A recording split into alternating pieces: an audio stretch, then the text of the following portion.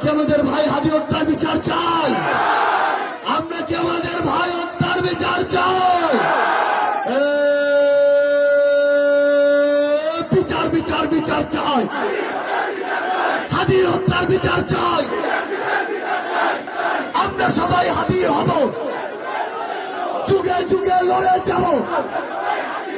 আমরা সবাই হাদি হব, যুগে যুগে লড়ে যাব। ইনকিলাব ইনকিলাব, নারায়ে তাকবীর, নারায়ে তাকবীর।